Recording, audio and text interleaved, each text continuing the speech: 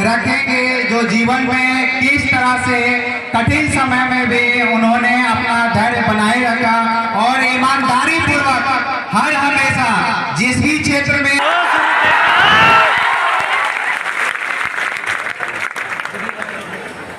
क्यों तरसता है तू जल्दी ही बदलेगा मंजर,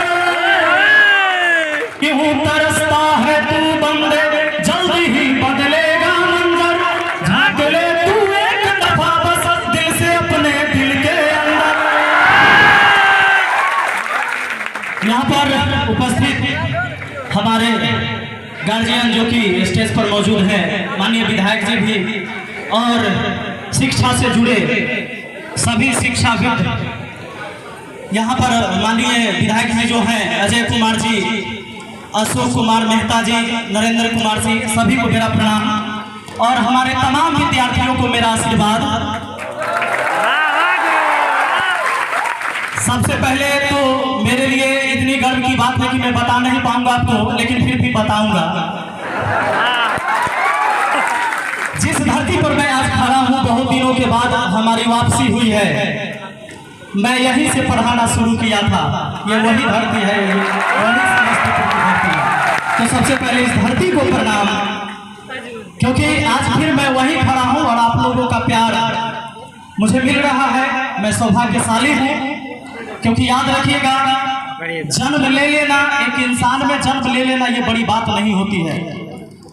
इंसान के अंदर जब तक इंसानियत न हो और उस इंसानियत के वजह से लोग आपको ना जाने, वो इंसान कहीं का नहीं रहता है। बाकी तो कीड़े मकोड़े की तरह जिंदगी हो जाती है सबकी। इसलिए मैं आप सबसे कहूंगा कि आज आप इस भीड़ में हैं और कल आपकी पहचान इस भीड़ से हटकर होनी चाहिए। जैसा कि आपके तमाम साथियों ने यहाँ पर परचम लहराया है और इस क्लब के, जो कि संजीत एंड फ्रेंड्स क्लब के बहुत सारे योद्धाओं ने ये परचम लहराया, जैसा कि मैं सुन रहा था। और मैं उस समय यहाँ कोचिंग चलाता था, तो हमारे कान तक ये जानकारी भी जाती थी। खैर, उसके बाद कुछ दिनों बाद मैं यहाँ से चला गया था। तो मैं आपको बताऊं कि जैसे सैकड़ों विद्यार्थी ने इस बार भी एग्जाम में अलग अलग पद पर गए, चयनित हुए। अगर कोई गरीब का बेटा, कोई किसान का बेटा, कोई मजदूर का बेटा या बेटी जब पढ़ लिख के कोई स्थान पर चयनित होते हैं, तो आप समझ लीजिए सिर्फ अपने लिए और अपने परिवार के लिए आप चयनित नहीं हुए हैं। जब आप चयनित होते हैं तो आसपास के गांव में, टोला मोहल्ला में चर्चाएं होती है इसकी। और जब कोई गरीब का बाल बच्चा आगे बढ़ता है ना, तो उसका जीवन एक उदाहरण बनता है उस समाज के लिए, क्योंकि उसे देखा देखी लोग आगे भी तैयारी शुरू करते हैं उसी तरह से। कोई अमीर का बाल बच्चा अगर बहुत कुछ कर जाए तो उससे कोई फर्क समाज को नहीं पड़ता है, ज्यादा फर्क नहीं पड़ता है, क्योंकि तब तो आम विद्यार्थी ये सोचता है कि उसके बाप के पास रुपया रहा होगा, कन्हू सेटिंग रहा होगा, इसीलिए हो गया, हमारा थोड़े ना हो जाएगा। लेकिन जब कोई मजदूर का बाल बच्चा कहीं सिलेक्शन लेता है तो उसके अंदर एक हौसला बढ़ता है कि सब्जी वाला के बेटा, सब्जी बेचे वाला के बेटा, रिक्शा चलाने वाला के बेटा, खेत जोते वाला के बेटा बेटी एक शिक्षक बन गया है, रेलवे में चला गया है, तो दरोगा बन गया है, तो उसके अंदर हौसला जाता है कि हम क्या नहीं कर सकते हैं, हम तो अपना से बढ़िया है। इसलिए मैं कहता हूँ कि जब कोई गरीब का बाल बच्चा आगे बढ़ता है ना, तो समाज के लिए उदाहरण बनता है और इससे आपका जीवन एक समृद्ध होता है।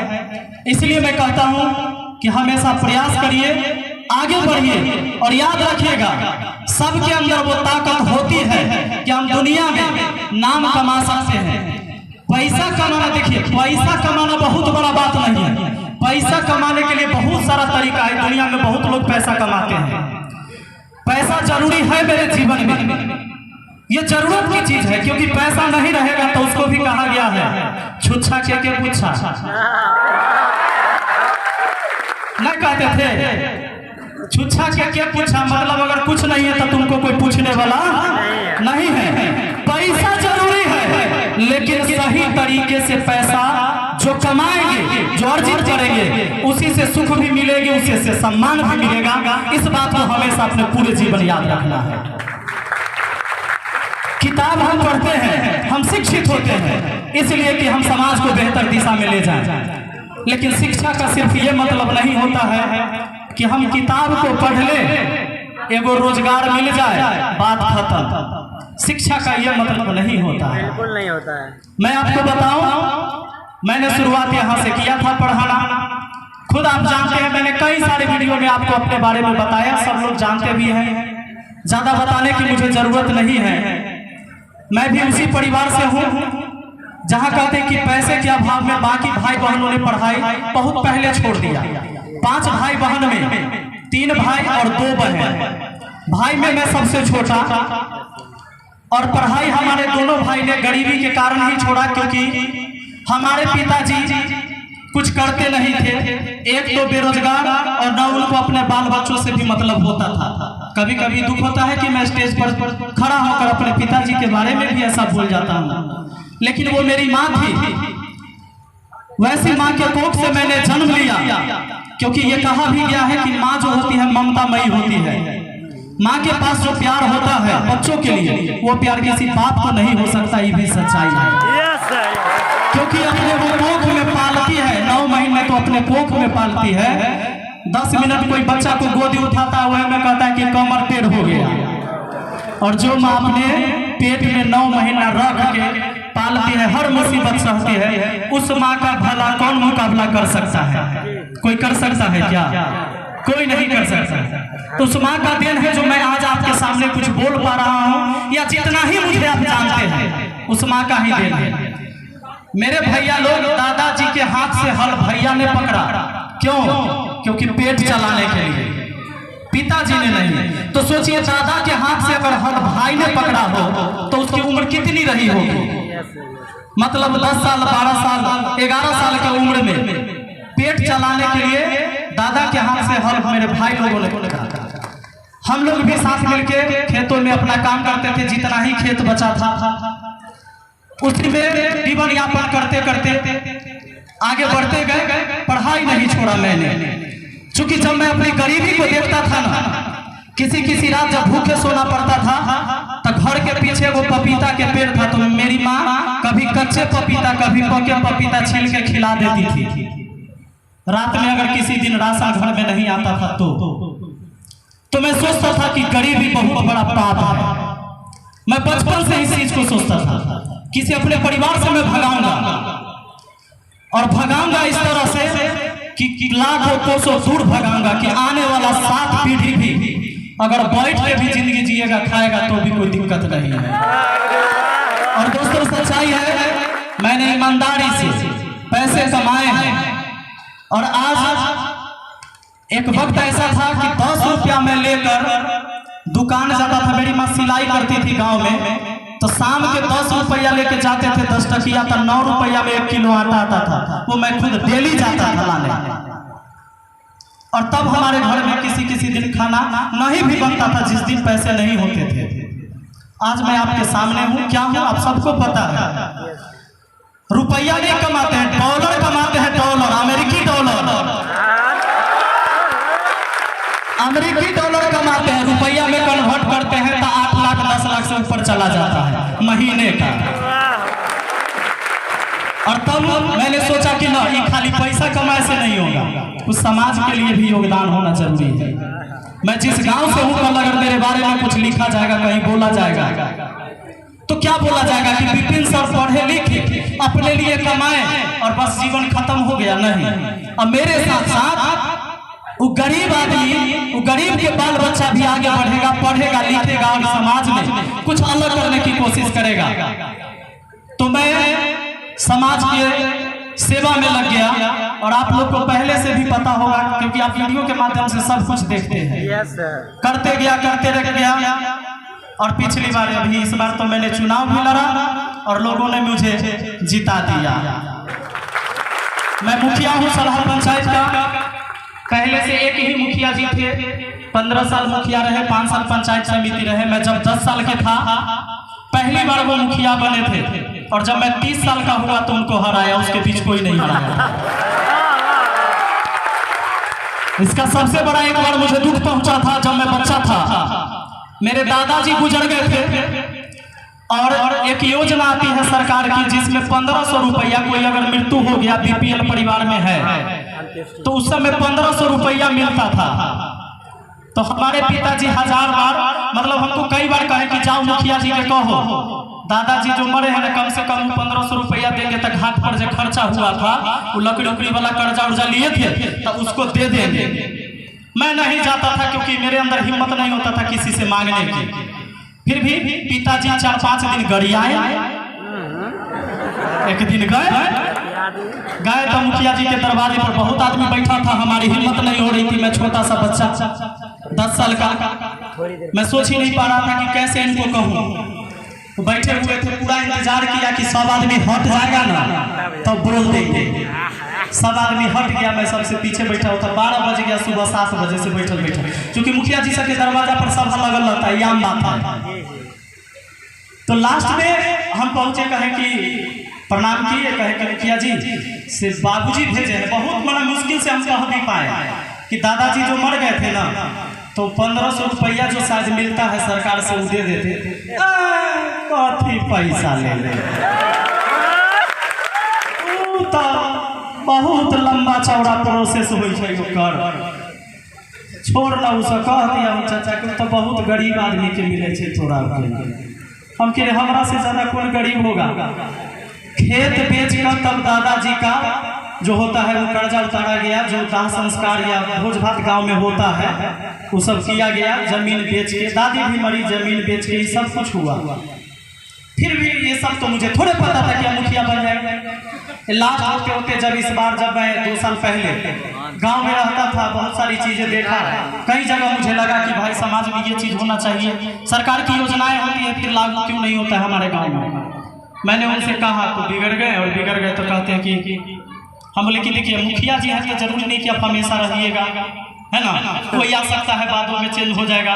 इसलिए थोड़ा सा हम लोग का भी सुनिए, हम लोग विद्यार्थी हैं और यहाँ पर जो स्कूल की व्यवस्था है, चाहे नल जल बनवाए कुछ भी बनवाए, सब गड़बड़ चल रहा है, सुधार करे। कहते कि हमारा हरावे वाला कोनो पैदे नहीं लिया है,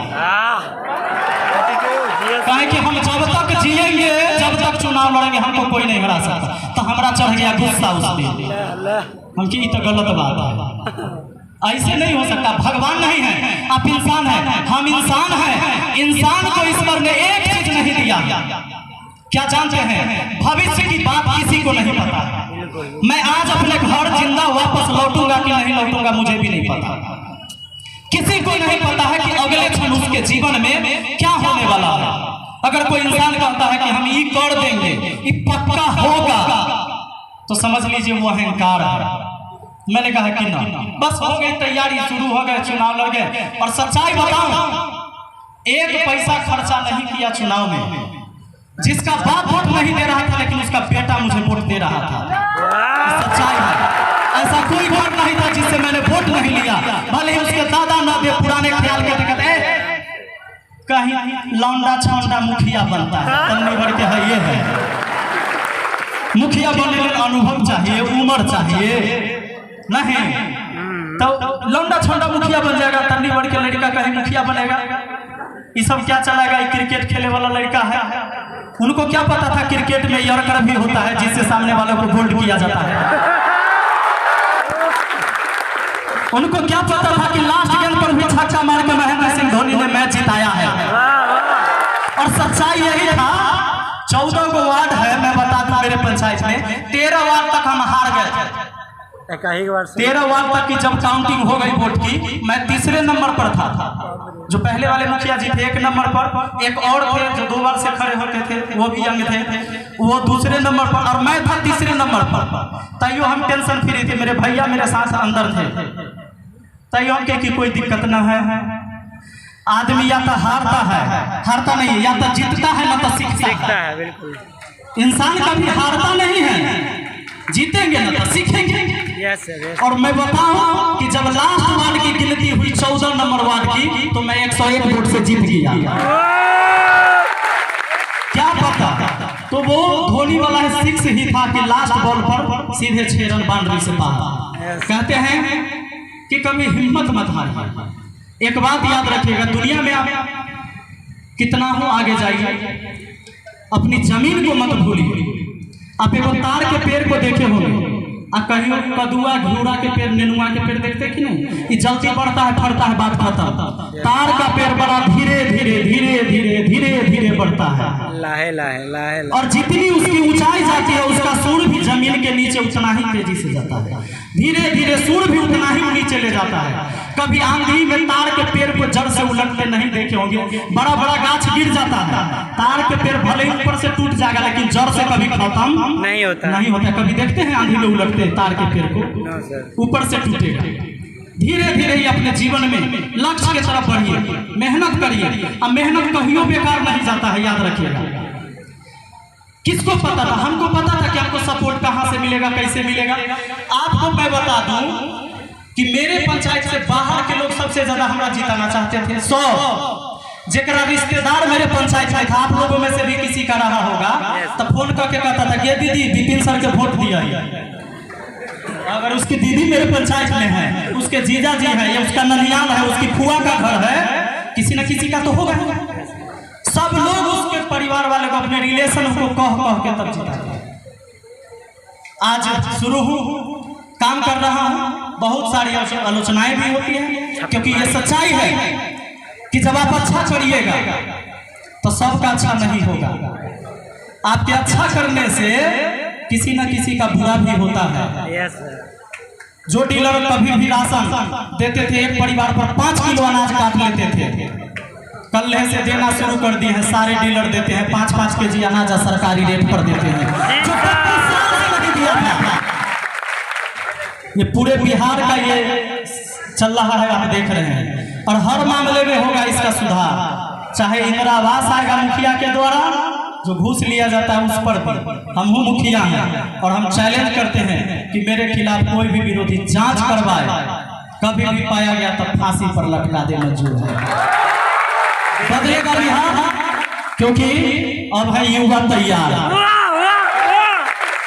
और ज्यादा समय नहीं लूंगा, लेकिन विद्यार्थी जीवन से मैं थोड़ा सा बात कर लूं। भाई, प्रॉब्लम सबके जीवन में आता है, बात याद रखिएगा। जिसके जीवन में प्रॉब्लम नहीं आए वो इंसान कभी भी बेहतर नहीं बन सकता है। और टैलेंट बहुत बड़ी चीज नहीं है, टैलेंट बहुत बड़ी चीज नहीं है आपको आगे बढ़ने के लिए। सबसे बड़ी चीज है जुनून। अगर आपके अंदर जुनून है तो टैलेंट अपने आप आ जाएगा। तो इसलिए टैलेंट बड़ी चीज नहीं है, जुनून सबसे बड़ी चीज है। आप जो चाहिएगा वो कर सकते हैं, ये बात पक्का है। कोई विद्यार्थी अगर ये सोचता है कि मेरे पास पैसा नहीं है तो शहर में जाके पढ़ाई कैसे करेंगे, ऐसे क्लब बने जहाँ निःशुल्क पढ़ाई होती है। पढ़ते हैं ना आप लोग यहाँ, आपके सीनियर लोग वहाँ होते हैं, सीनियर जूनियर आपस में बैठ कर जब कोई चीज पर डिस्कशन करता है तो देखिए ज्ञान जो होता है आदान प्रदान करने से बढ़ता है, इसमें घटने का कोई चीज नहीं है। अगर आपने किसी को 2 बार सिखा दिया तो ऐसा है कि आपके पास से खत्म हो जाएगा ना? नहीं होता ना। ये ज्ञान ही ऐसी चीज है कि हम 5 बात किसी को सिखा देंगे तो हमारा भी थोड़ा और याद हो जाता है, बढ़ जाता है, और उसका भी बढ़ जाता है। ये ऐसा चीज है जो कभी घटने का चीज नहीं है। तो बिल्कुल क्लब में सब लोगों को ज्वाइन करना चाहिए। एक साथ बैठ के पढ़ने से क्या होता है कि माहौल तैयार होता है, और उस माहौल में आपको सब पता चलते रहेगा कि बच्चा किस लेवल तक जा चुका है। इस समस्तीपुर के बच्चा सब पढ़ता है तो कौन कौन लेवल के बच्चा सब है, कितना कौन अटेम्प्ट कर पाता है, सवाल बनाता है, तो हम कितना कर पाते हैं। ये तभी पता चलता होगा ना जब आप ग्रुप में आते होंगे, कि अकेले में पता चलेगा? नहीं पता चलेगा। इसलिए सब लोग मेहनत करिए। और देख लीजिए, गरीब और किसान के बाल बच्चा के लिए मेहनत के अलावा दूसरा कोई अस्त्र नहीं होता है। आपके पिताजी 10 कट्ठा जमीन बेचकर एगो दुकान खोल देंगे राशन का, कोनो अमीर का बाल बच्चा आएगा वो 20 लाख लगा के आपके सामने खोल देगा, 10 लाख उधार लगा देगा, सबों नहीं ग्राहक चल जाएगा, आप फिर रोड पर चल जाइएगा। तो इसलिए आपके पास मेहनत के अलावा कोई दूसरा विकल्प नहीं है। जितना हो सके खूब मेहनत करिए, रात में पढ़िए, 8 बजे से शुरू कीजिए, 12 बज जाए, कमर दुखा जाए तो सूत कर पढ़िए। जब सुतल एकदम पेट सीना दुखा जाए तब खड़ा होकर पढ़िए। जब खड़ा भेल पढ़ाई हो जाए, पैर आ जाता फिर बैठ के पढ़िए। जब नींद आए ना, जब नींद आए तो कहना कि तू ही हमारा दुश्मन है, तू ही हमको डेली सुता देता है पहला ही। कभी आप देखते होंगे जब अच्छा सा सिनेमा मोबाइल पर देखते होंगे तो पूरा बिता देते होंगे। IPL चल रहा है 12 बजा देते हैं देखते देखते, एक बार नींद नहीं आता है। लेकिन जब किताब उलटते हैं पढ़ते हैं तो पता चला कि 1 घंटा में चमचरा रहा है, सुबह पढ़ लेंगे कोई दिक्कत नहीं है, सवेरे उठ जाएंगे।